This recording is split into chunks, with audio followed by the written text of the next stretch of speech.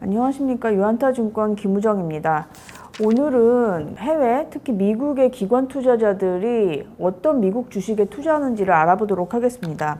F13이라고 미국 주식에 1억 달러 이상 투자하는 투자자들은 SEC에 매 분기 말 이후 45일 이내에 보고를 하게 되어 있습니다. 그래서 그 보고서를 중심으로 해서 어떻게 투자가 되고 있는지 크게 좀 알아보도록 하겠습니다. 헤지펀드는 기본적으로 다양한 투자 전략을 구사하기 때문에 주식 자산은 운용하는 자산의 일부로 포함이 되게 되어 있습니다. 따라서 같은 주식이라도 롱숏 포지션이 있을 수가 있고요. SEC 보고서에는 숏 포지션 같은 경우에는 보고 의무가 없습니다. 따라서 이 주식을 갖고 있다 하더라도 다른 포지션으로 해지를 하기 때문에 넷으로는 그 종목에 대해서 매도 포지션일 수가 있습니다. 그런 걸 감안해서 좀 보셔야 되고요. 그 다음에 뭐 당연히 이게 매 분기 말, 지금은 6월 말 보고서가 지금 보고가 되어 있는 상황이기 때문에 6월 말에 특정 투자자가 가지고 있더라도 지금은 이미 뭐 9월이니까요.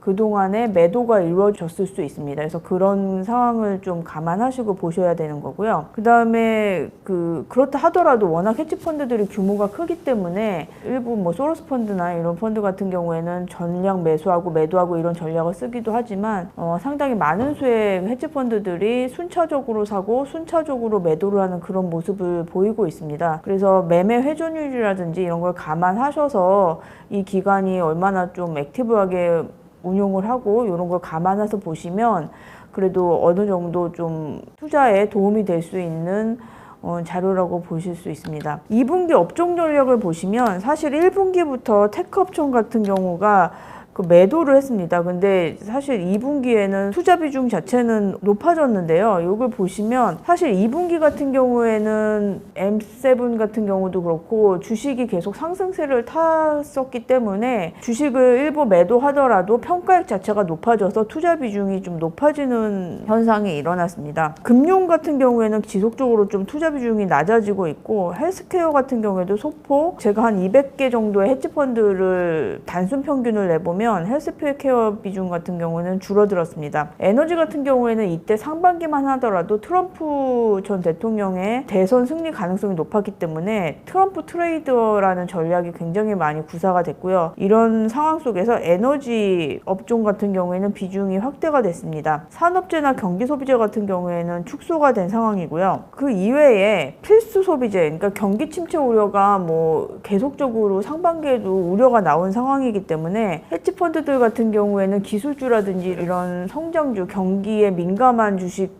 비중을 좀 줄이고 필수 소비재라든지 뭐 이런 비중은 좀 높였던 모습이 좀 나타나고 있습니다. 소재 비중도 지속적으로 좀 높아지는 모습이 나타나고 있고요. 그다음에 미국 상업용 부동산이라 부동산 같은 경우가 지금 가격 하락도 좀 크고 뭐 이런 상황이기 때문에 부동산 섹터에 대해서는 비중을 크게 좀 줄이고 있습니다. 필수 재고 소비재와 마찬가지로 유틸리티 비중은 굉장히 좀 높아졌습니다. 그러니까 전체적으로 포트가 경기 민감한 업종들의 비중은 줄이고 그다음에 그렇지 않은 종목들, 필수적으로 뭐 사야 된다든지 뭐 이런 종목들에 대한 업종 비중은 높아지는 모습이 나타나고 있습니다. 주요 종목의 투자자 동향을 보시면 애플 같은 경우는 지금 헤지펀드 비중이 높아지고 있습니다. 그리고 최근 들어서 운용사 비중, 그러니까 뭐 피델리티라든지 뱅가드 같은 그런 운용사 비중이 좀 높아지는 모습이 보이면서 주가가 상대적으로 이게 8월 중순까지 데이터인데요. 주가가 좀 상승세를 보이는 모습이 드러나고 있습니다. 반면에 엔비디아 같은 경우에는 지금 헤지펀드 비중이 줄어들었고 물론 주가는 그 이후에도 상승을 했지만 최근에 조정이 많이 이루어지고 있지 않습니까? 그러니까 약간 헤지펀드 같은 경우에는 선제적으로 대응을 했다고 좀 보여지고요. 마이크로소프트 같은 경우에는 헤지펀드 비중이 뭐 비슷한 수준, 그래서 상대적으로 M7 내에서 온도차가 보이는 것이 이런 주요 기관 투자자들의 동향에 좀 영향을 받고 있는 것으로 좀 보이고 있습니다.